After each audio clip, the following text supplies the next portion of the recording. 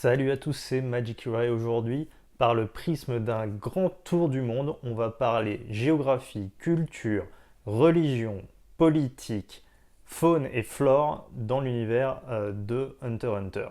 Et alors, accrochez-vous parce qu'aujourd'hui, on va vraiment parler du lore et de tous les détails du manga. C'est parti.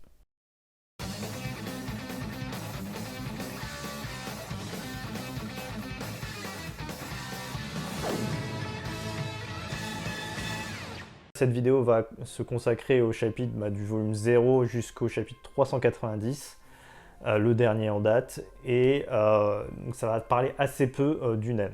Je vais me focaliser sur les informations du manga et pas ceux des animés, et vous pourrez voir que certains noms ne collent pas vraiment à la traduction française de Kana.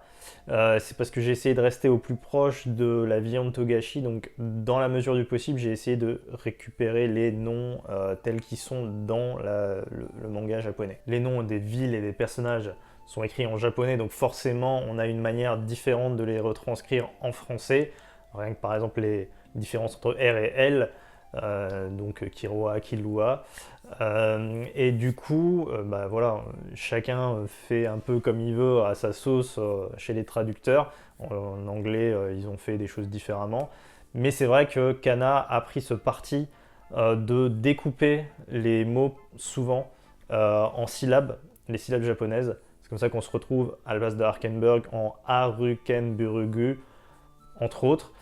Du coup, parfois c'est un peu difficile à lire, c'est pas très joli non plus à écouter, mais voilà, bon, c'est leur manière de faire. Là où je reproche aussi un peu, c'est que parfois les noms vont changer d'un tome à l'autre, ce qui est un peu dommage. Voici donc la carte du monde des humains qui est une version de notre Terre avec les continents qui sont changés de place.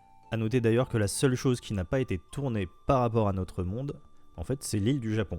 Il y a 6 continents dont seulement 2 sont nommés pour le moment et 250 pays dans le monde de Hunter x Hunter. Il y a au moins 200 langues parlées, dont une qui est appelée la langue commune, parlée dans une majorité de pays, et c'est celle qui utilise le système d'écriture inventé par Togashi. L'anglais a l'air d'être aussi l'une des langues les plus parlées, puisque dans le bateau Blackwell, il y a une traduction anglaise des sigles sur les panneaux. Mais on peut aussi trouver du japonais et du français.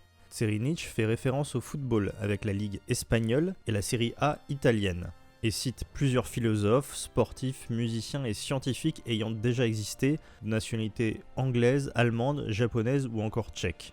Feitan, quant à lui, parle une langue dont l'écriture semble inventée par Togashi et dont la prononciation est en fait du japonais inversé. Toutes les syllabes d'une phrase sont inversées. La première devient la dernière, la deuxième devient l'avant-dernière et ainsi de suite. On sait aussi que le clan Kuruta possède sa propre langue et qu'il en existe plusieurs autres comme le Nankul et l'ancien Capé. Il y a également divers langages d'anciennes civilisations et ce qui est appelé les sigles divins, des dessins qui réagissent au nen. On peut citer aussi d'autres tribus ou clans existants dans le manga, tels que les Gyudondo, avec les guerriers danseurs nommés Bappu, dont Bonorenov fait partie. Dans le volume 0, on nous parle du clan Eiboni, qui se salue en se touchant mutuellement le nez, et du clan Mia, qui font de même avec leurs fesses. Ou encore le clan ancestral Sumi, dont les jeunes filles portent un tatouage en témoignage de leur mariage fait à leur dieu, avec aussi le vœu de chasteté. Plusieurs religions de notre monde sont représentées dans celui d'Hunter x Hunter.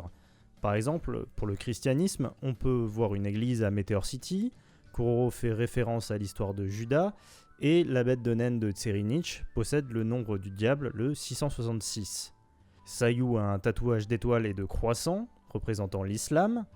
On peut citer aussi Sukuwara pour l'hindouisme.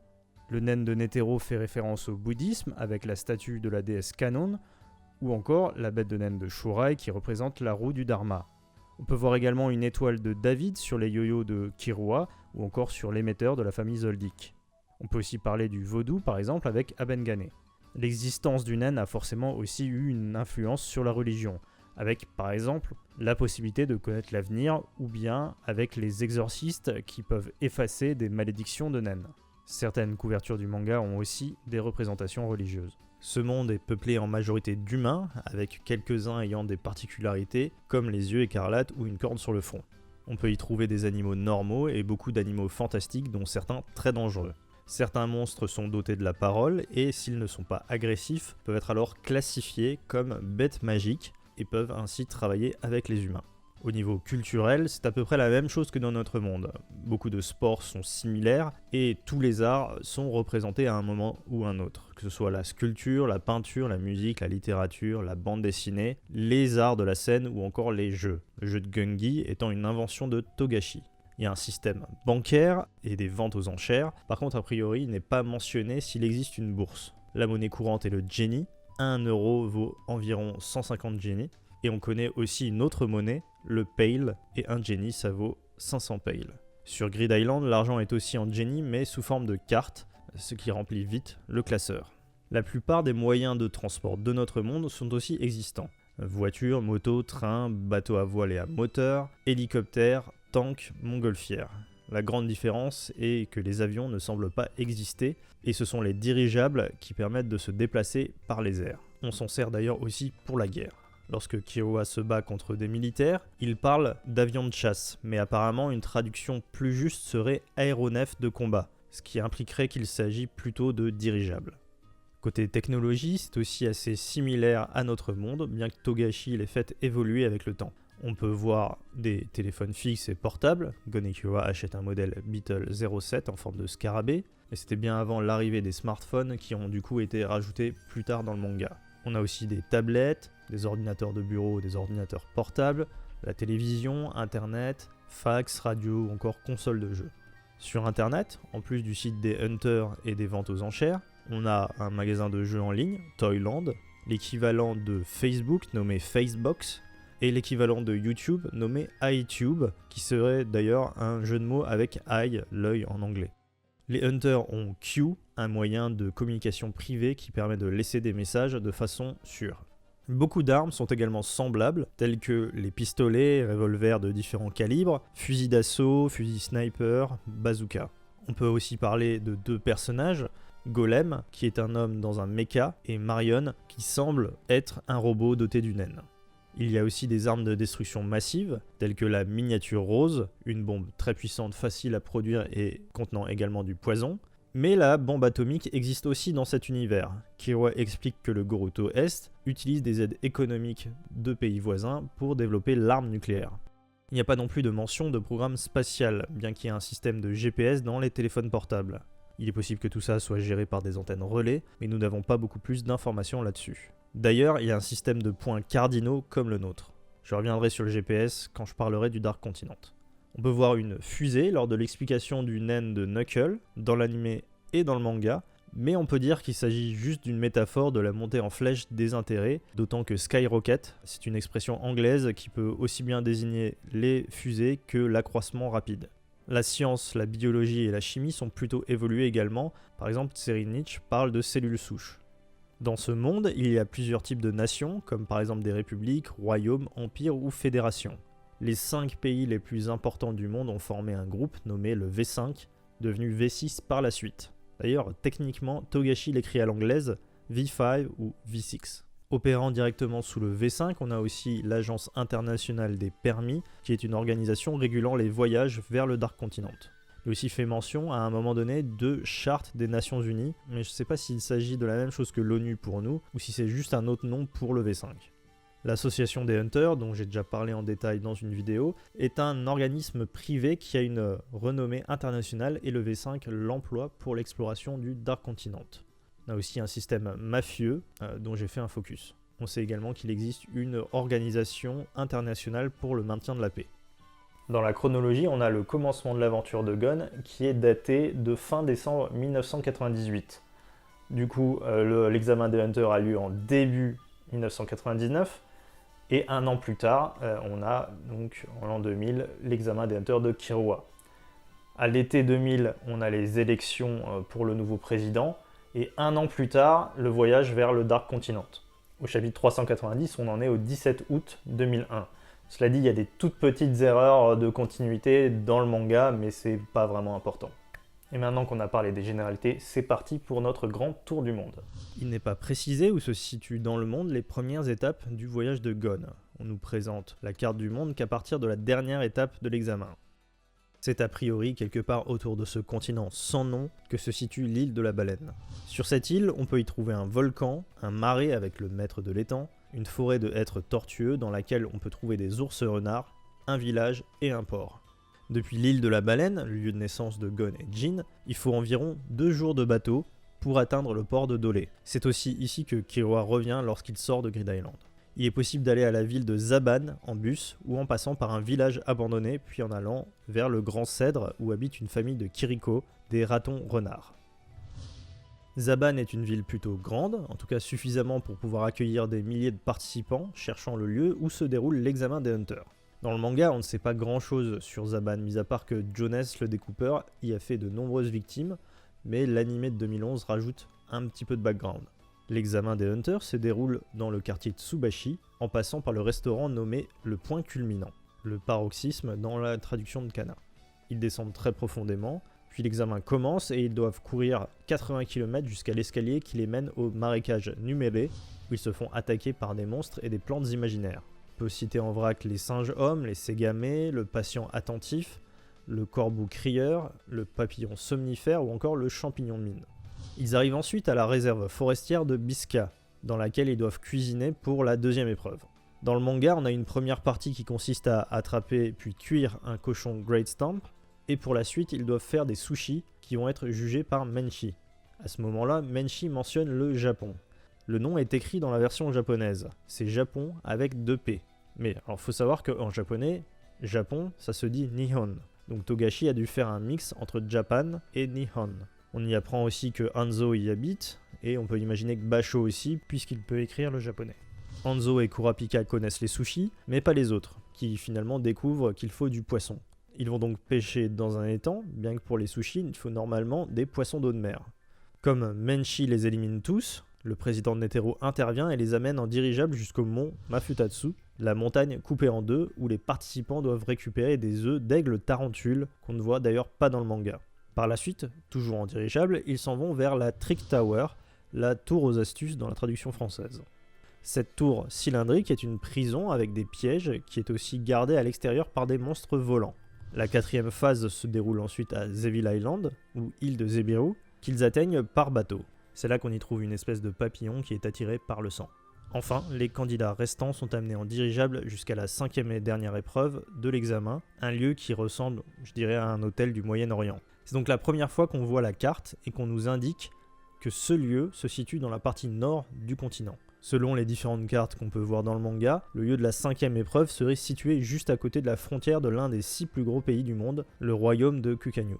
C'est là qu'on peut voir que voyager dans ce monde, même pour un hunter, ça semble plutôt long.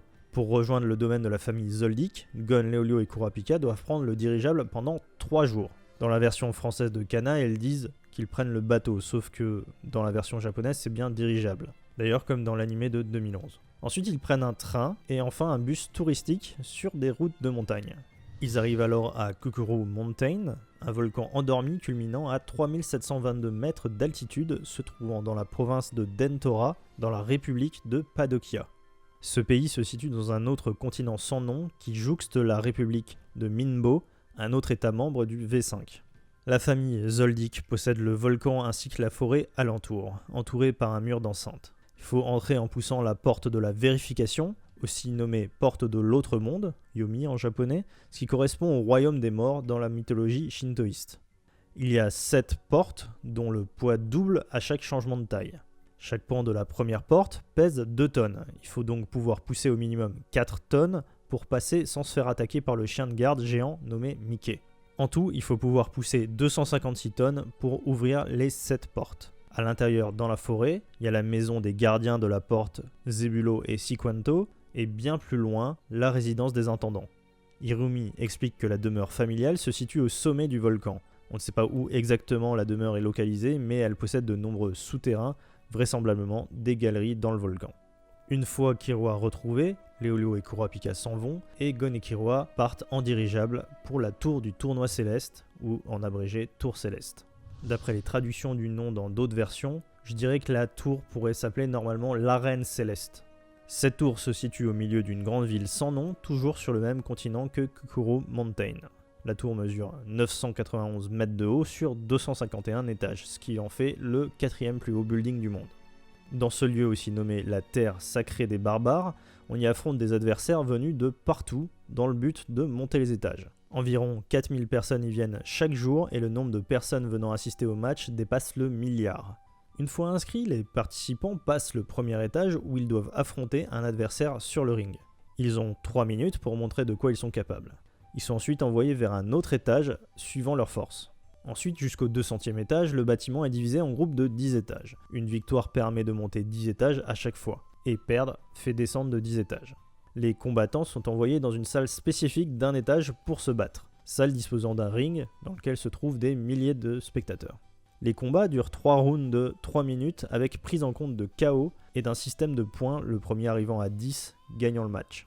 Un clean hit, c'est-à-dire un coup excellent, vaut 1 point. Un critical hit, coup extraordinaire, en vaut 2. Une mise au tapis, un down, vaut 1 point. En passant le 100e niveau, on obtient une chambre individuelle, mais on doit la quitter si on perd. Les participants gagnent des primes, suivant l'étage, avec environ 200 millions de Jenny, si l'on passe le 190e étage, soit plus de 1 300 000 €.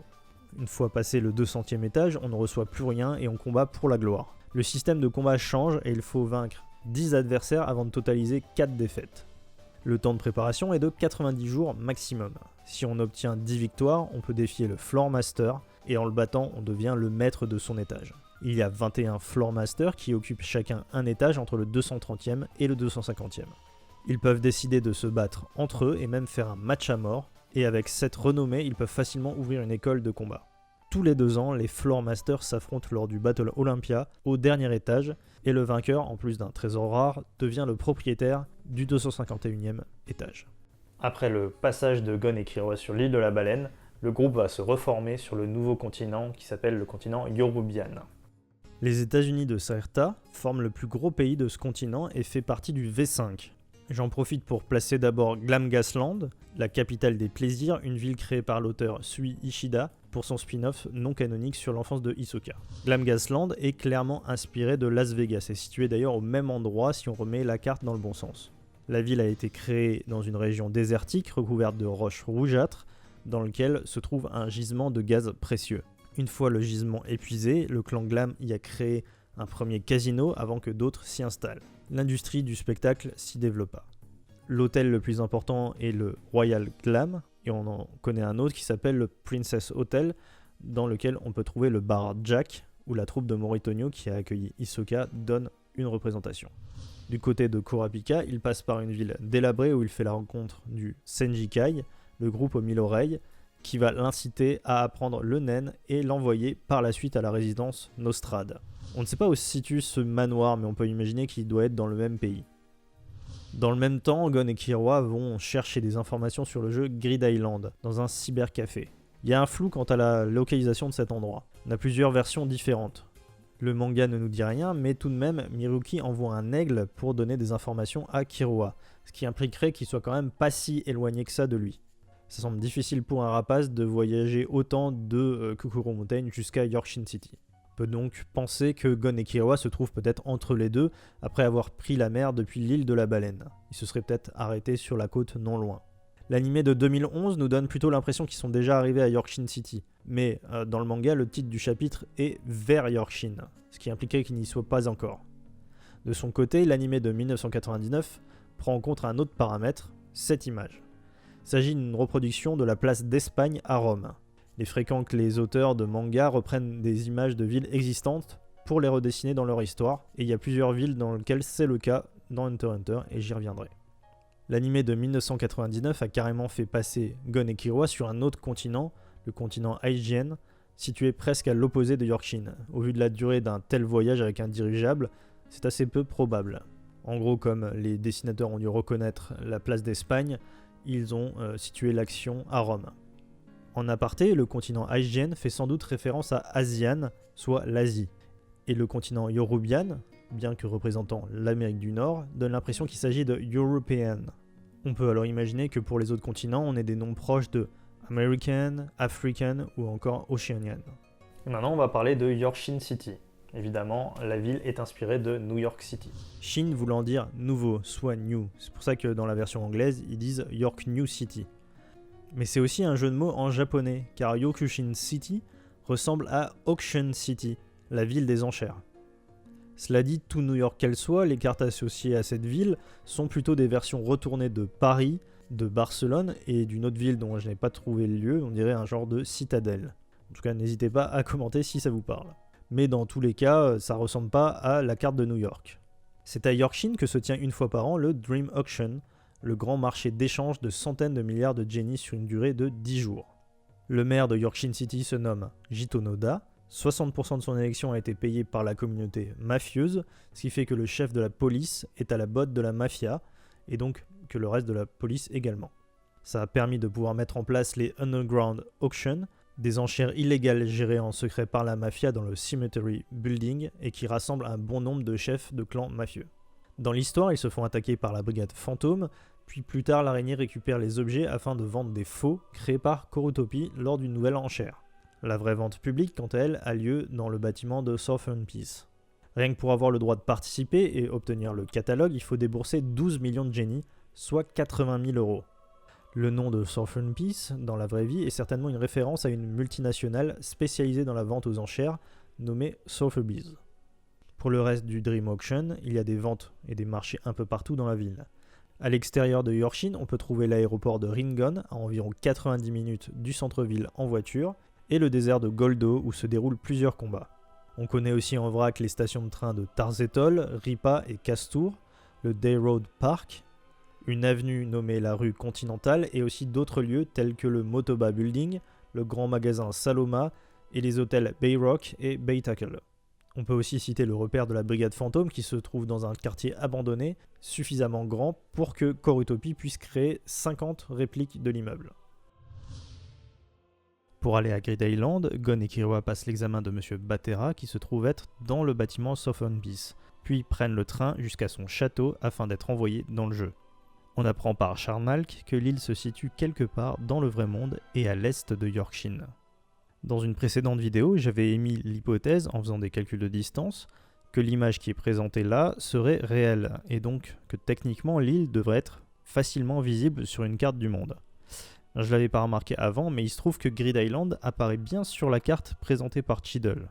Pour Grid Island, on ne connaît la position que de certaines villes, mais on a eu entre-temps un jeu mobile qui donne un peu plus de visibilité sur d'autres localisations, et en effet ça peut à peu près coller.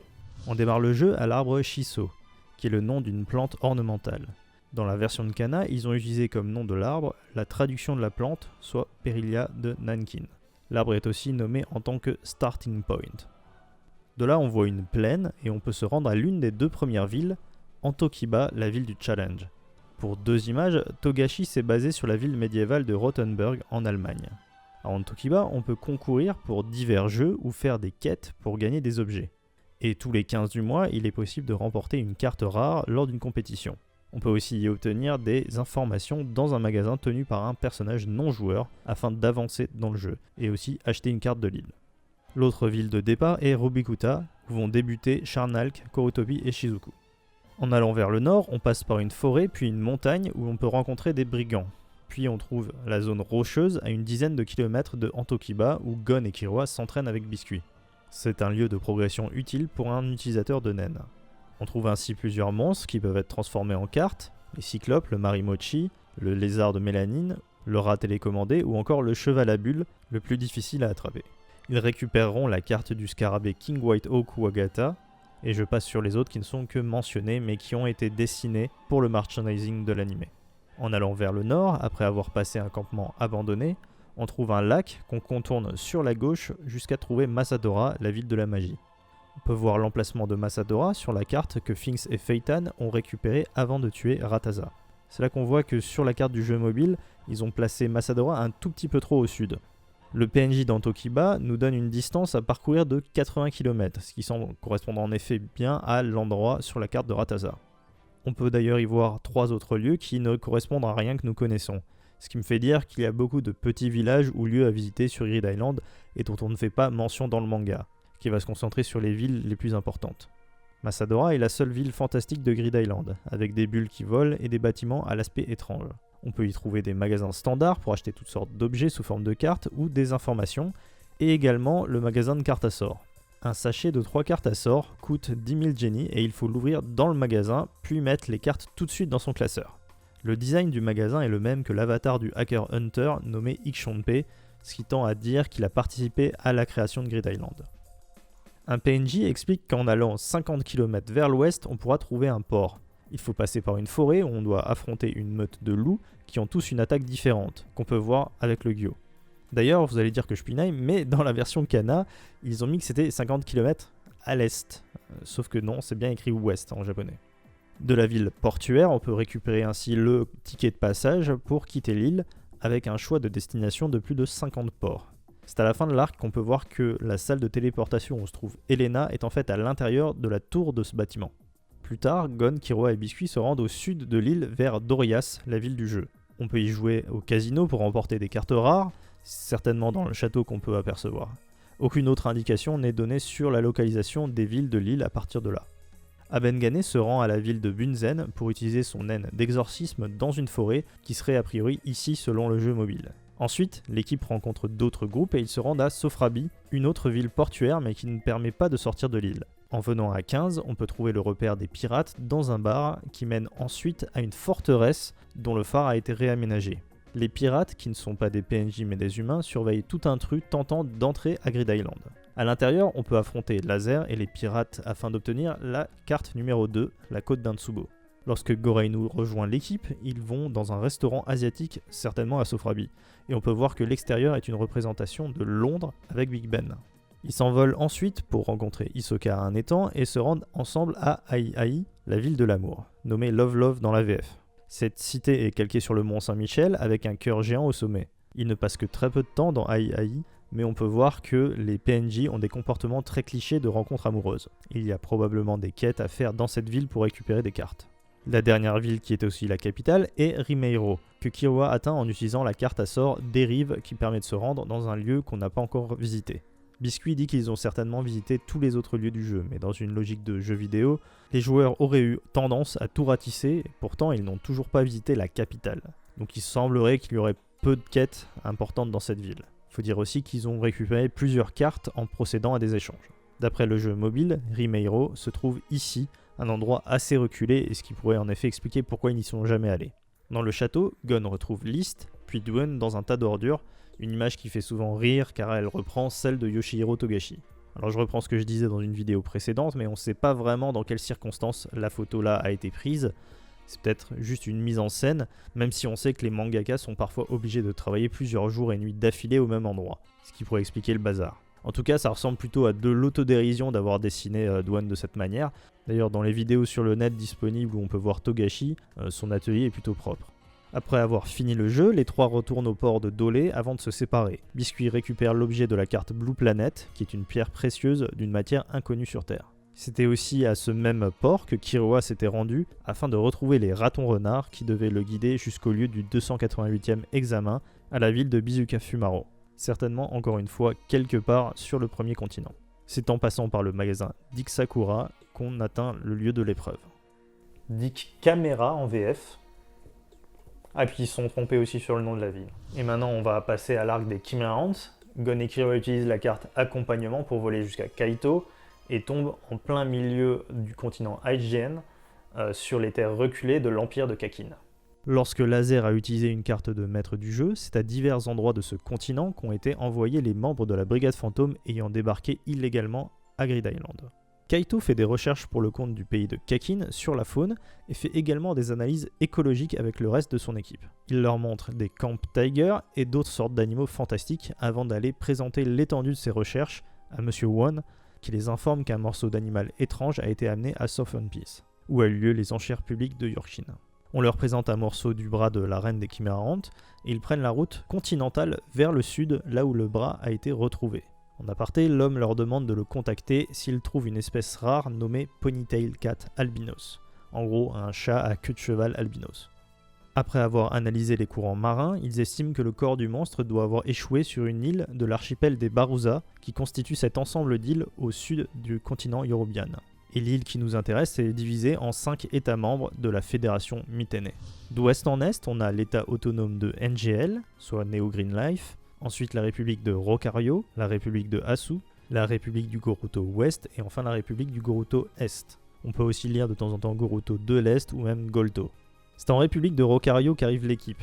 Ils doivent être conduits dans une zone désertique jusqu'à la frontière de NGL. Les 2 premiers pays sont séparés par une grande rivière et l'accès à NGL ne peut se faire que par 2 grands arbres qui font office de pont où est abritée leur ambassade, ministère et poste de contrôle. L'État autonome de NGL, où a échoué l'arène des Chimera Ants, est un pays de 2,17 millions d'habitants composé à 99% de membres du groupe NGL, le reste étant des volontaires venus apporter leur aide. Ils rejettent toute forme de technologie et se montrent impitoyables avec ceux qui ont tenté d'en introduire dans leur pays de façon illégale. Ils vivent au milieu de la nature en refusant toutes les techniques modernes de la civilisation. Le groupe NGL a été créé par Jairo il y a 18 ans, et il y a 9 ans, la zone est devenue un État, il en devint le roi. En secret, il fait cultiver la plante de Bira qu'il fait ensuite transformer en drogue, le Didi, dans une usine à l'intérieur des montagnes. Les personnes autour de Jairo étaient les seules à disposer d'armes à feu dans tout le pays. Malgré ça, ils n'ont pas pu faire face aux troupes des Chimera Ants et furent complètement décimés, Jairo y compris. Gon, Killua et Kaito arrivent par le sud du pays et décident de longer le bord de mer. La reine fait construire son nid dans une zone reculée de NGL et demande à ses sujets de lui ramener de plus en plus d'humains qu'elle va manger pour donner naissance au prochain roi. NGL, dans la vraie vie, ça a des similitudes avec l'histoire du Cambodge, lorsque les Khmers rouges ont pris le pouvoir en 1975 et ont contraint les populations citadines à travailler dans les campagnes dans des conditions relevant de l'esclavage, avec des crimes de masse et Pol Pot en leader du mouvement. Après l'affrontement contre Pito, Killua ramène Gon inconscient en République de Rocario à la ville de Dori. D'ailleurs, de tout le manga, c'est finalement le pays dont on sait le plus de choses d'un point de vue géographique, car on a pu voir une carte précise. Dori est la plus grande ville, et donc la plus proche de l'entrée de NGL, là où on rencontre Knuckle, Shoot et Pamu et où se déroulent les combats. On a aussi le nouvel entraînement avec Biscuit, ainsi que le rendez-vous de Gon avec Pamu et l'hôtel des 3 ronds où sont Killua et Gon après avoir échappé à Pamu. Dans le manga, c'est aussi à Dori que se trouve Jairo après qu'il ait été transformé en Chimera Ant.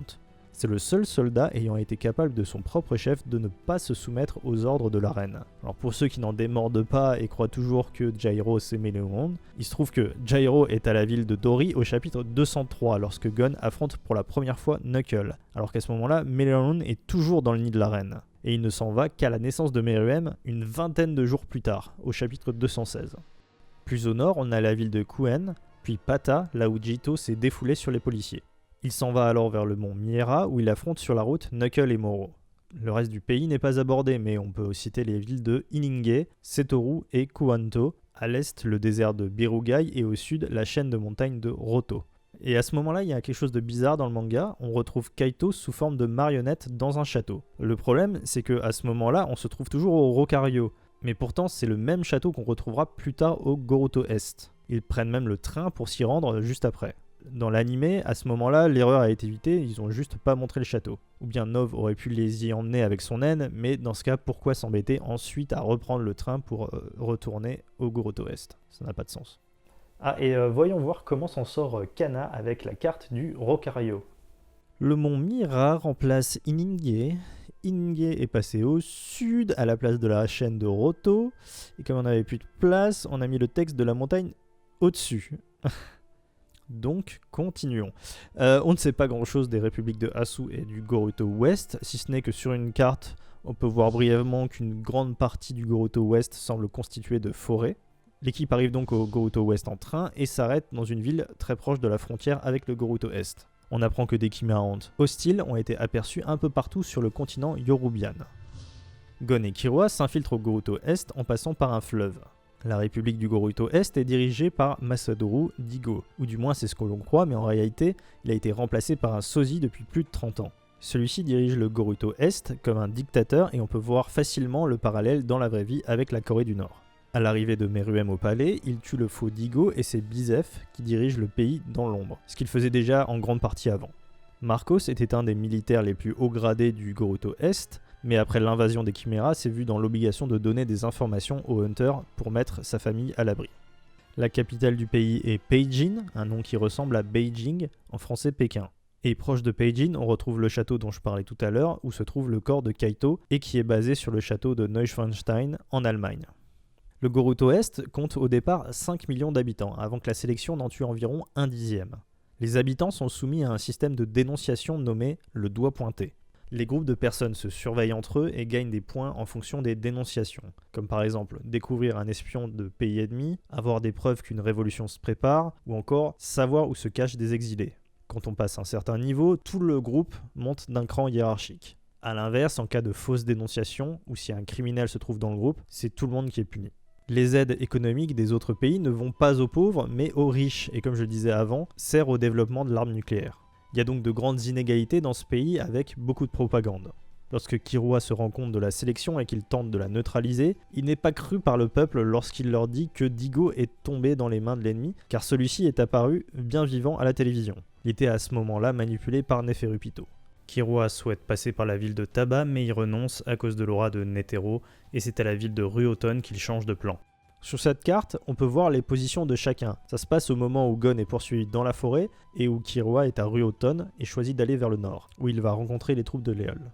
Netero se trouve au nord-ouest. Knuckle et Shoot attendent Jito en embuscade dans les montagnes, mais il est prévenu par télépathie par Furata qui l'envoie discuter avec Leol.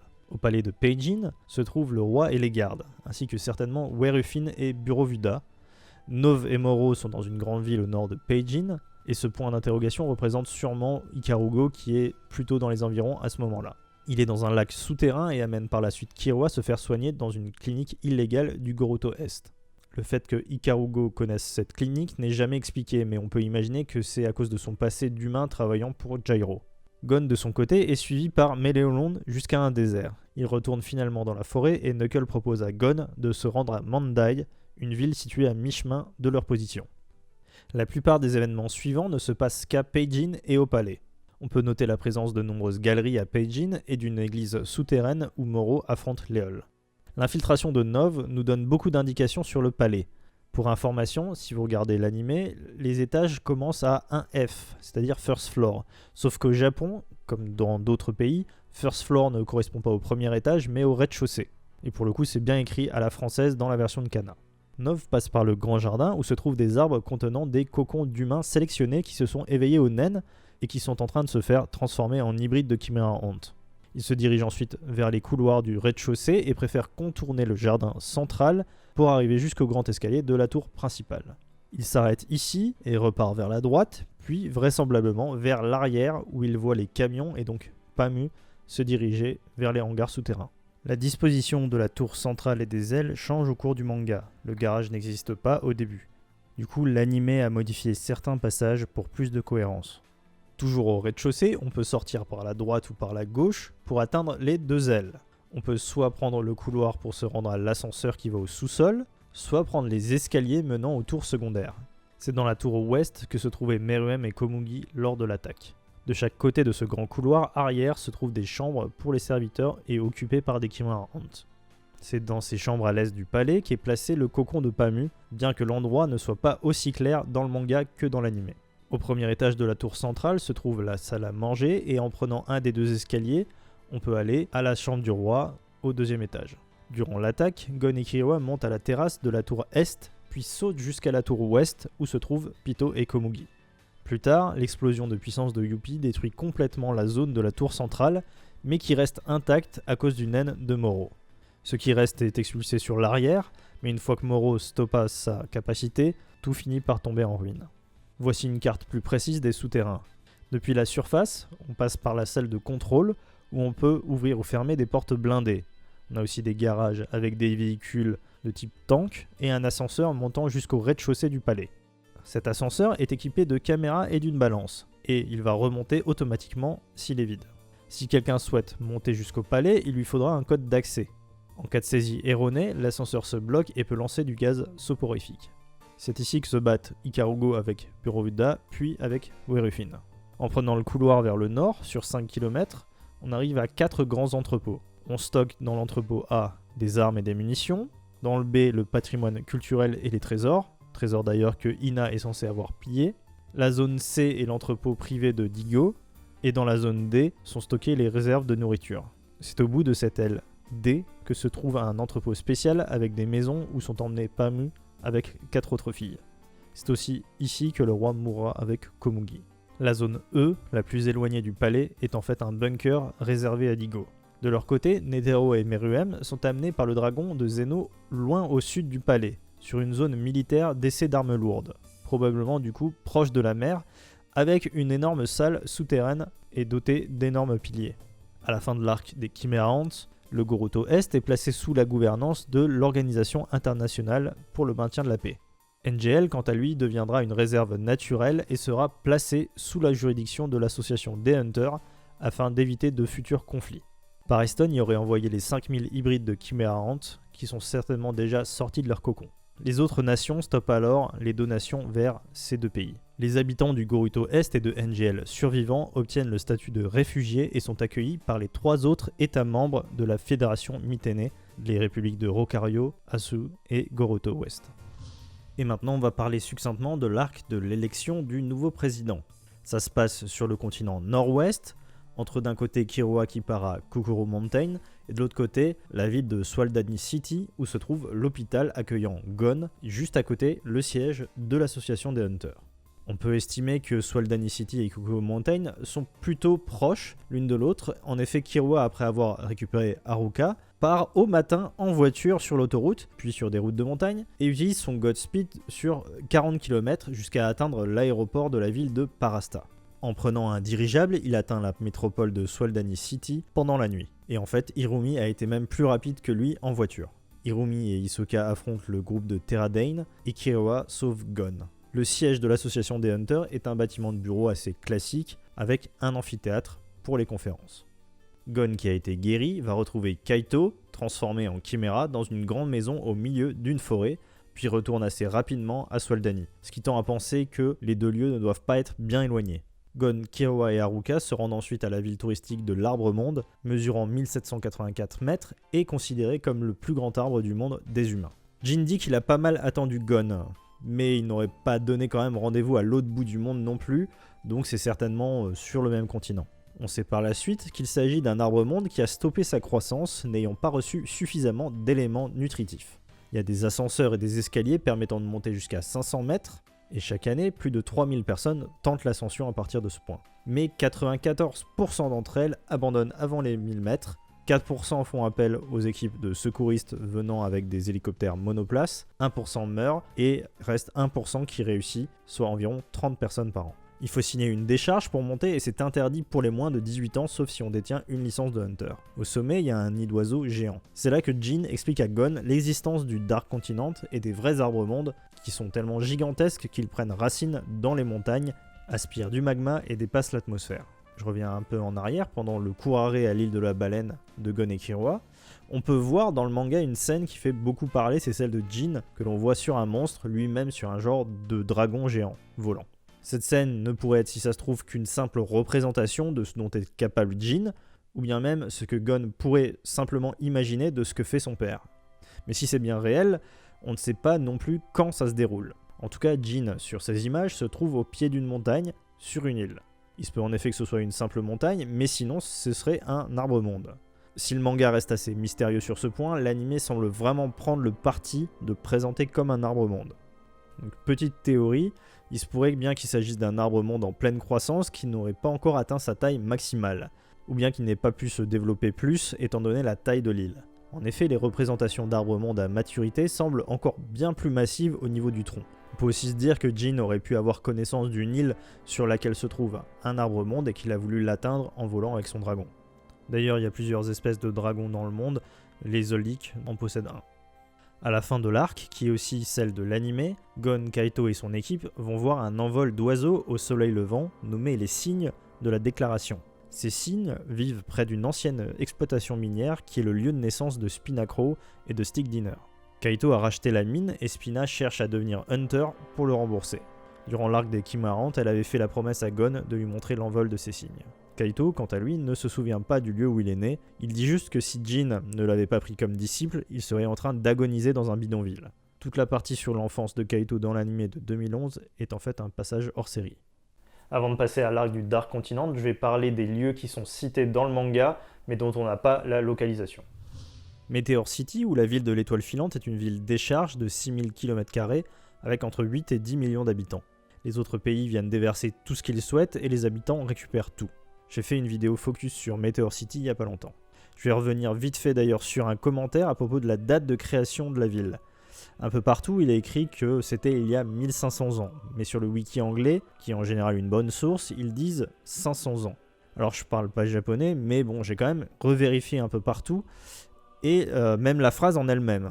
J'ai retraduit tous les caractères et ça donne bien depuis plus de 1500 ans. Mais je pense que la confusion viendrait sûrement que d'un côté on parle d'il y a 1500 ans et de l'autre de l'an 1500, soit 500 ans par rapport à la timeline.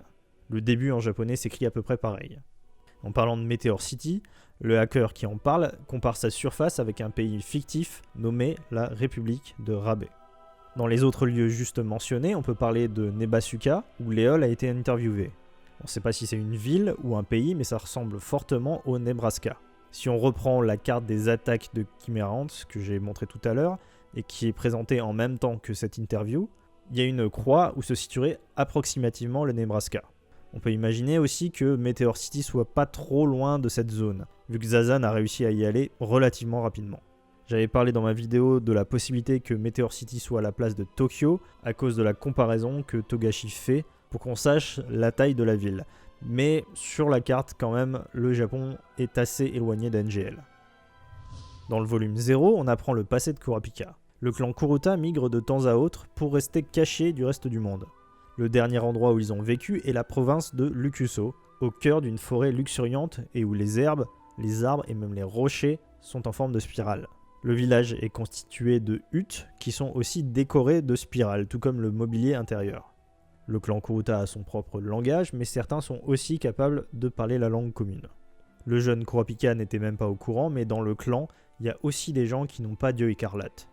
Le doyen choisit ceux qui auront le droit d'aller dans ce qu'ils appellent le monde extérieur, et c'est aussi le seul qui possède un téléphone portable, bien que les adultes en connaissent l'existence. Kurapika choisit de passer plusieurs épreuves pour avoir le droit de voyager, et pour la dernière, il doit justement se rendre dans une ville et revenir sans avoir les yeux écarlates. Il part vers l'ouest avec son ami Pyro à dos de volatiles géants, qui n'est pas un chocobo mais qu'ils appellent un pico, et ils vont jusqu'à la ville de Nancha qu'ils atteignent en 6 heures. Ils laissent les picots dans un ranch qui garde aussi une race de chiens géants, et après quelques péripéties, ils rentreront finalement et Kurapika sera autorisé à voyager. C'est 6 semaines plus tard que son clan sera massacré par la brigade fantôme pour récupérer les yeux écarlates, et sans doute aussi pour une vengeance de la part de Meteor City. Dans un autre registre, Kaito et Satotsu mentionnent les ruines de la civilisation Leluka que Jin a trouvées et restaurées. Il est possible que ce soit celle dont il parlait quand il expliquait son passé à Gon. Il a aussi effectué des fouilles dans des mines d'or du Congo, c'est écrit avec un K, et Jin a aussi mis en place la reproduction de loups à 2 têtes. Basho, pour entrer dans le clan Nostrad, ramène le bras d'une momie venant d'une tombe d'Égypersia, qui est traduite Égypte en version française, mais en fait on est sur un mot valise japonais composé de Égypte et de Perse, Égypersia. Sinon on nous parle aussi de la prestigieuse université de Miwal, où a étudié le 9e prince de Kakin Arkenberg, peut-être basé sur Oxford, considéré comme la meilleure université du monde. Par contre le bâtiment dessiné est basé sur le palais impérial de Hofburg à Vienne. L'université de Harvard, où l'un des membres de l'équipe de Beyond, Curly, y est professeur, pour le coup clairement basé sur Harvard. Et la faculté de médecine de Bonrin, dont le docteur Lee, accompagné d'une équipe, a été recommandé par Netero pour aider la reine des Chimerants sur le point de mourir. Lors des enchères souterraines, l'un des objets est un sabre d'exécution en or massif du musée des trésors nationaux de Yulu, bien qu'on ne sait pas s'il s'agit d'un nom de ville ou de pays. Et les enchères de Thorfinn Peace débutent par la mise en vente d'une crotte fossilisée d'une créature ancienne nommée le Deodorosaurus, sûrement un dinosaure. Lorsque Muer parle de Golem, il explique que celui-ci a pris part à une guerre civile, celle de Rubo, certainement le nom d'un pays. Lorsque Gon complémente Pamu sur son bouillon, elle lui dit que c'est en fait à base de poulet de Kunai, possiblement une région.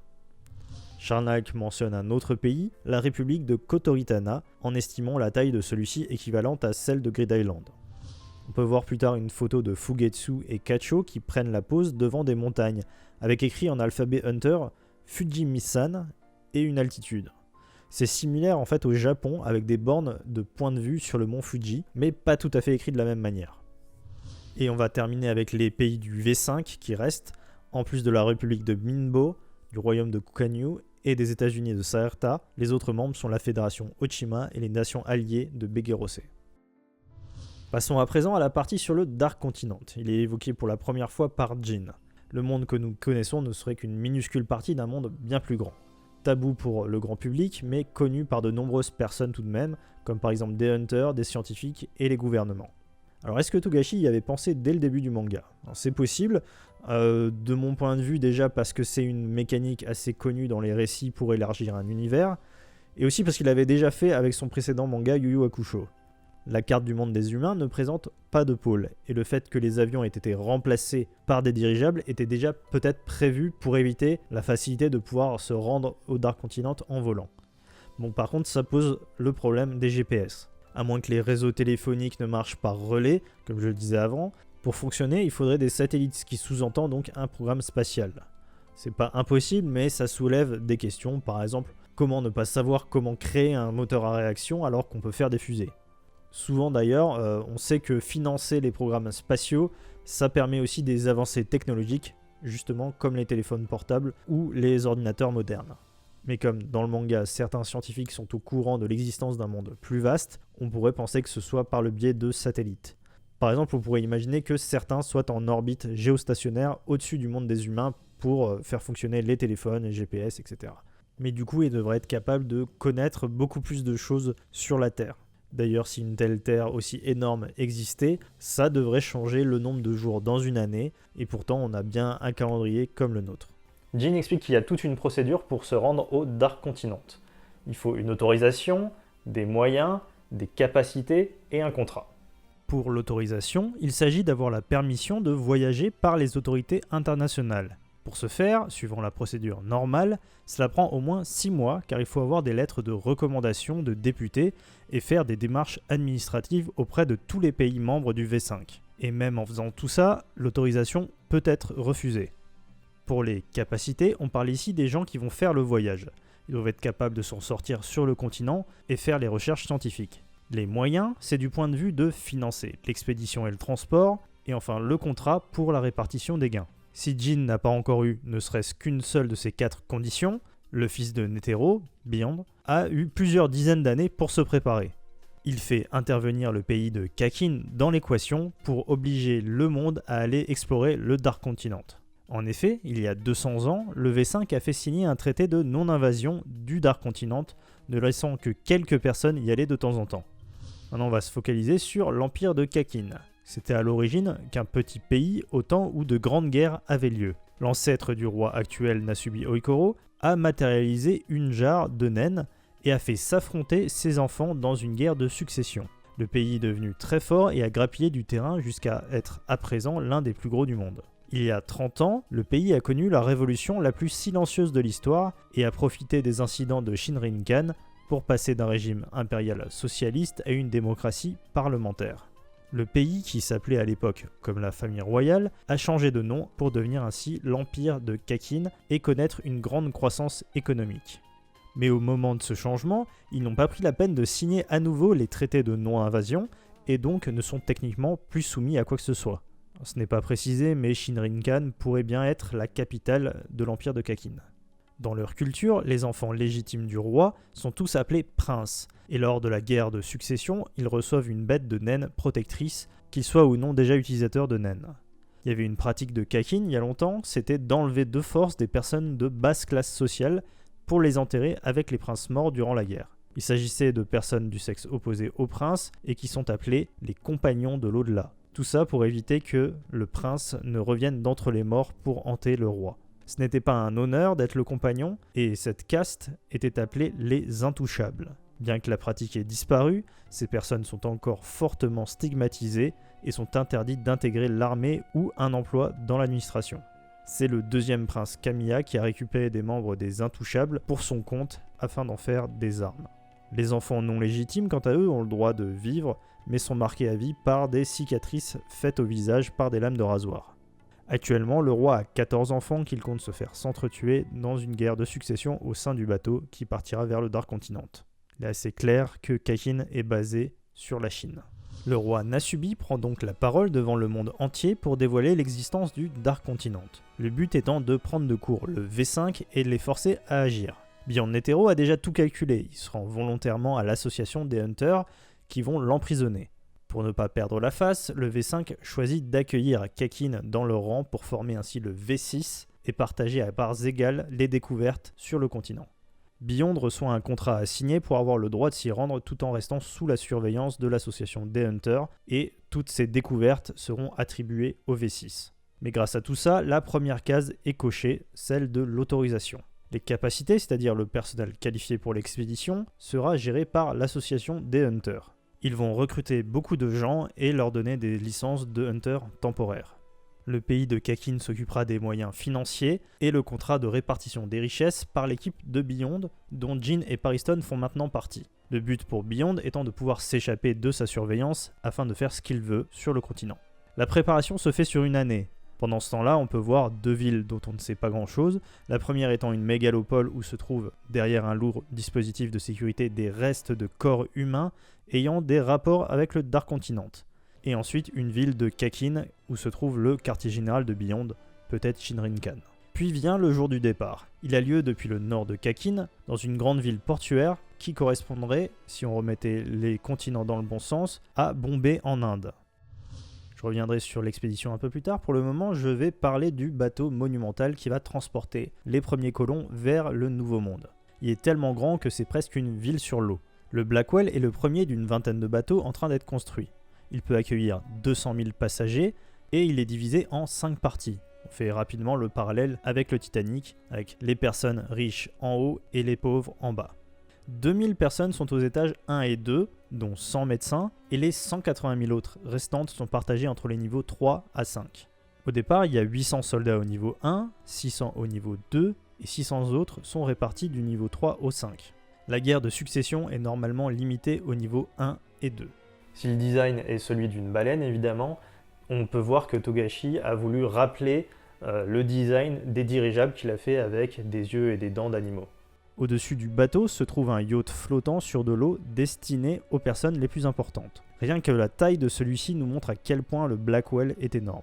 La fumée des machines remonte par l'unique cheminée sur ce yacht, et les yeux sont d'immenses projecteurs pour la nuit. Je vais commencer par le fond du bateau, le niveau 5, et remonter jusqu'au premier tout en détaillant tout ce qu'on sait pour le moment.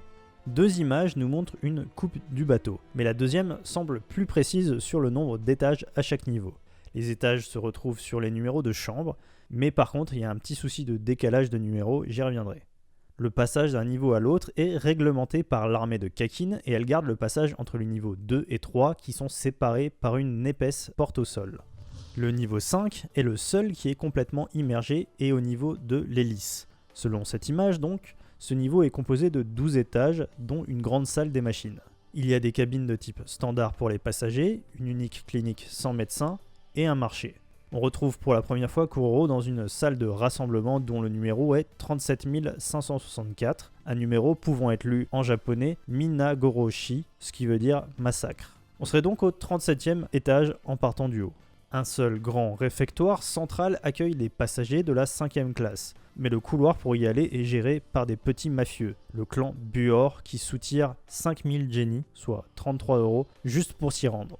Le niveau 5 est géré par la famille mafieuse Shaha de 250 membres, qui a la main mise sur toute la marchandise et donc l'entrepôt où sont stockés les produits du marché noir. Ils ont aussi leur bureau protégé par des portes blindées et des caméras de sécurité. Une porte secrète mène jusqu'au premier niveau. Le niveau 4 est composé de 13 étages avec une infirmerie, une salle de réunion pour l'armée royale de Kakin et le bureau de la famille mafieuse Shuhu situé vers l'avant du bateau. Elle compte au début du voyage plus de 300 membres et contrôle ce niveau en faisant des profits sur du trafic d'humains et de marchandises. Le niveau 3 est composé de 10 étages. Il y a une zone commerciale où on peut se restaurer, proche des escaliers descendant au niveau 4. Les civils vivent dans des cabines standards dont on voit le plan, je dirais dans les 8 mètres carrés, et aussi des cabines de première classe plus spacieuses. Kashu est dans une cabine standard entre les numéros SRCL 9041 et SRCL 9488, ce qui voudrait dire qu'elle est au 9e étage, ce qui est cohérent avec la coupe, seulement on sait que les numéros du niveau 1 commencent à 1001. Donc soit il y a un décalage, ou alors toutes les salles du niveau 1 ainsi que le premier étage du niveau 2 seraient nommés en 1000. Ce qui n'est pas impossible, mais bon. Et aussi il se trouve que les numéros 9041 et 9488 sont des références à des numéros de catalogue d'albums du groupe Keyakizaka 46 que Togashi apprécie beaucoup. On peut voir l'extérieur et se relaxer à la zone d'observation. Léolio, Geru et Chidel travaillent à l'hôpital central avec 3 infirmeries et un laboratoire général. C'est aussi à ce niveau qu'est la zone gouvernementale et politique. Elle regroupe la police centrale, les organismes d'application de la loi politique et juridique, le tribunal central où travaille Botobai et le bureau de l'armée royale où Misaistom tient des meetings avec les généraux de Kakin. Ce niveau est détenu par le clan Ei de 23 membres qui possède aussi un bureau et récupère de l'argent du commerce secret entre les riches des étages du dessus et le marché noir. Le niveau 2, qui est donc fermé aux étages inférieurs, est composé de 6 étages et réservé pour les célébrités et les personnes riches. On peut y trouver une salle de projection et aussi le département judiciaire, une branche juridique indépendante avec des salles d'interrogatoire. Le niveau 1, qui est le yacht, est le lieu de vie des personnes les plus importantes. À l'air libre pour le moment, le dôme se refermera lorsque le bateau sortira de la zone maritime des humains. Ce niveau accueille la famille royale de Kakin, les politiciens et financiers de l'ancien V5, des hauts dignitaires de l'industrie et les chefs des 3 clans mafieux. Il y a aussi 150 hunters avec des licences temporaires qui y vivent.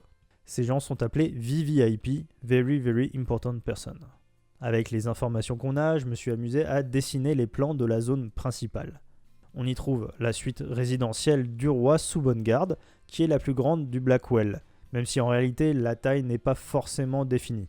C'est la plus luxueuse et elle possède un écran géant. Ensuite, on a la salle de réception où se déroulent les banquets, avec un réfectoire et une scène pour les performances artistiques.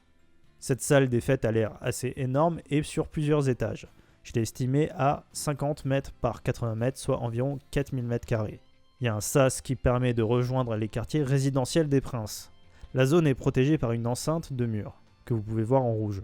C'est en prenant ces couloirs qu'on peut rejoindre les zones résidentielles des VVIP et aussi les installations de divertissement et loisirs exclusives aux VVIP et à la famille royale, et les quartiers des 800 militaires qui mènent aussi d'ailleurs à l'étage inférieur.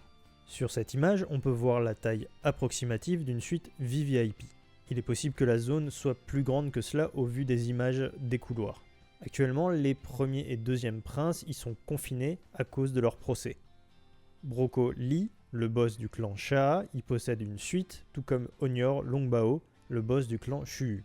Par contre, Morena Prudo, le boss du clan Ei, a laissé sa suite vide depuis le jour du départ, symbolisé d'ailleurs par les fleurs qui se fanent. Selon mes calculs, la zone des suites résidentielles princières ferait dans les 16 000 m² sur 200 mètres de long. Les suites princières sont numérotées de 1001 pour le premier prince à 1014 pour le 14e. Toujours selon les plans fournis par Togashi, j'ai pu estimer à 700 m² la taille de chaque suite. Quand on regarde les arrière-plans, c'est pas si absurde que ça parce que le salon et la chambre semblent vraiment très grands. Les employés ont même leur quartier et ils dorment à tour de rôle. On peut voir même qu'il y a une douche derrière les toilettes. Il y a aussi une cuisine et une salle à manger. Au niveau 1, on peut trouver aussi des cellules, des standards, des cellules de première classe et celles de Beyond. Le département judiciaire indépendant qui possède des bureaux au niveau 2 a aussi une salle d'audience de la Cour suprême au niveau 1 pour les procès importants. Et dans un lieu inconnu, il y a une salle technologique où sont placées 14 capsules pour contenir les corps des princes décédés, disposés en cercle autour d'une autre capsule verticale centrale. Et ce niveau dispose aussi d'un lieu de lancement de canaux de sauvetage qui les fait descendre jusqu'à la mer. Nul doute qu'on verra beaucoup plus de lieux du Blackwell dans le futur, mais pour le moment, c'est tout ce qu'on connaît. Et on va terminer cette vidéo sur tout ce qui concerne le Dark Continent. Le Blackwell va passer 2 mois sur les flots et actuellement au chapitre 390, ça ne fait que 10 jours depuis le départ. Le bateau naviguera les 3 premières semaines dans l'espace maritime international, puis fera un ravitaillement et une révision totale avant la suite du voyage qui va durer 5 semaines dans la mer inexplorée jusqu'au nouveau continent.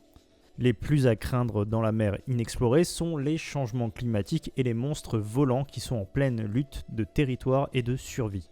Cette mer inexplorée fait partie de la zone du traité de non-intervention, car ce qu'ils appellent le nouveau continent n'est pas le Dark Continent, mais juste une des nombreuses grandes îles désertes avant la ligne de frontière maritime.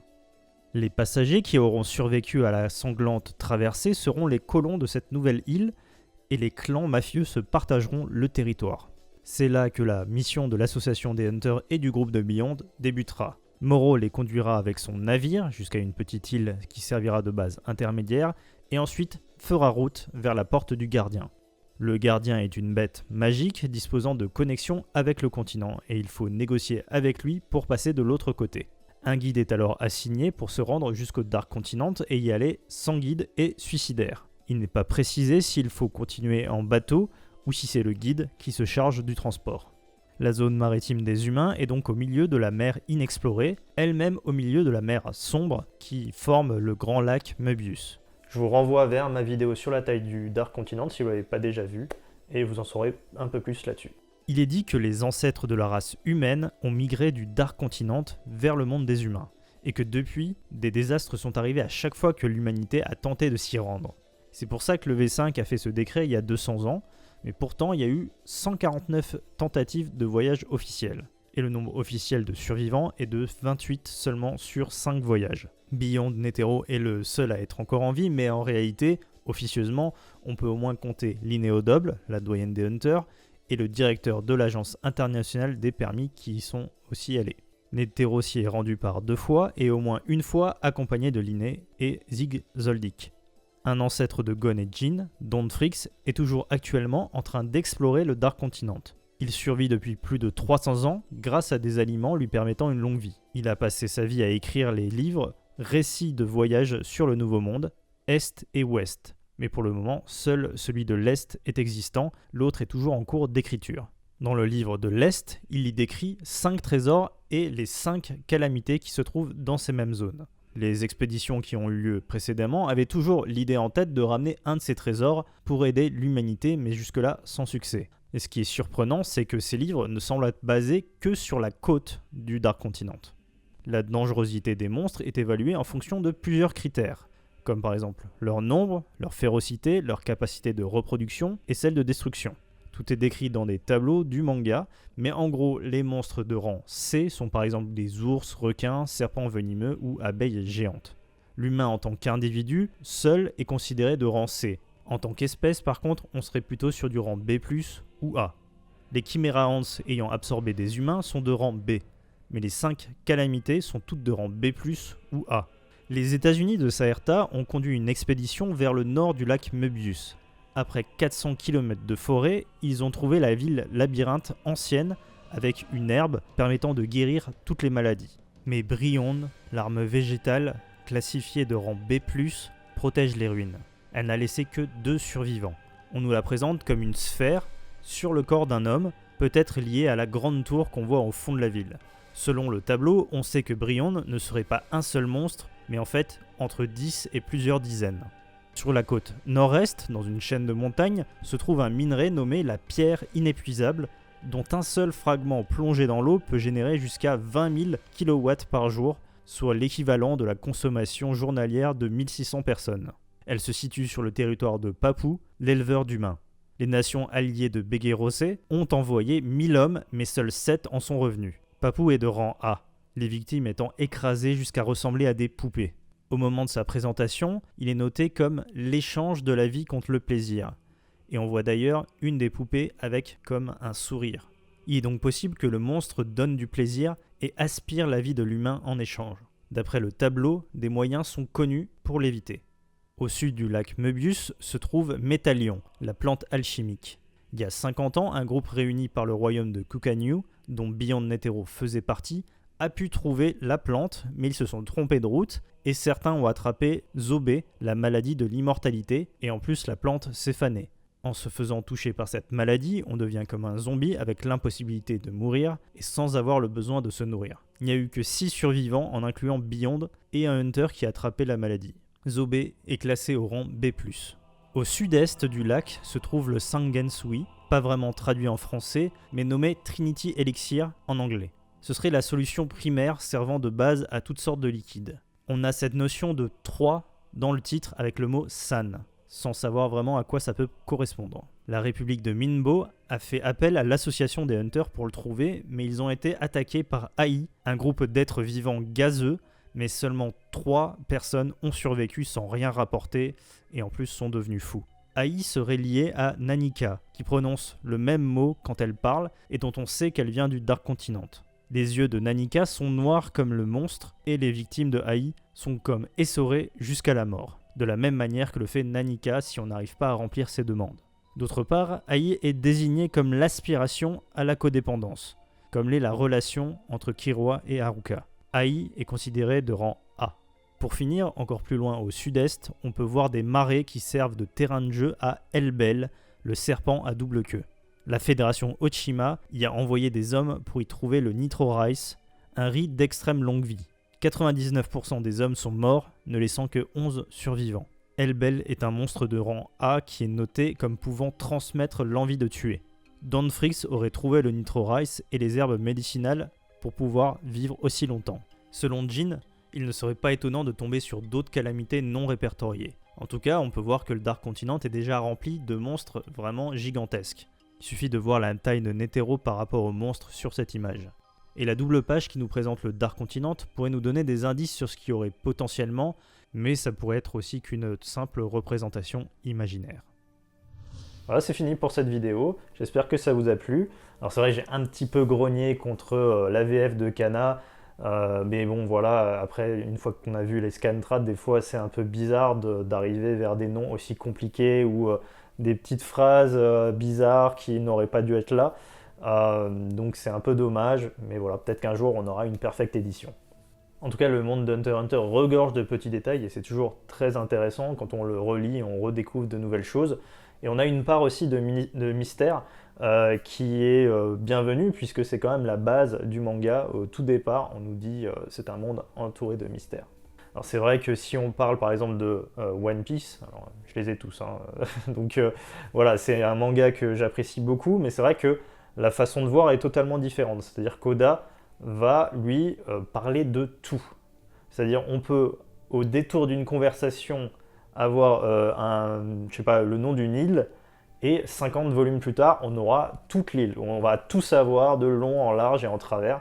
Et ça rend l'univers très riche, mais en même temps, on perd cette idée peut-être de mystère et d'aventure, parce que ce qui est dommage, c'est que finalement, ça fait quand même pas mal d'années qu'on n'a plus vraiment de surprise sur les îles qui vont être visitées par Luffy. Dans le cas d'Hunter x Hunter, on est plus peut-être dans une logique de monde moderne, dans lequel chacun vit sa vie, et si Pamu parle du poulet de la région de Kunai, les chances que Gon aille dans cette région de Kunai sont quand même proches de zéro, quoi, voilà. À moins qu'il fasse une encyclopédie ou qu'on ait des spin-offs, Togashi va continuer à centrer son histoire sur les personnages et du coup amener des petits détails sur le lore comme ça, de façon plus organique.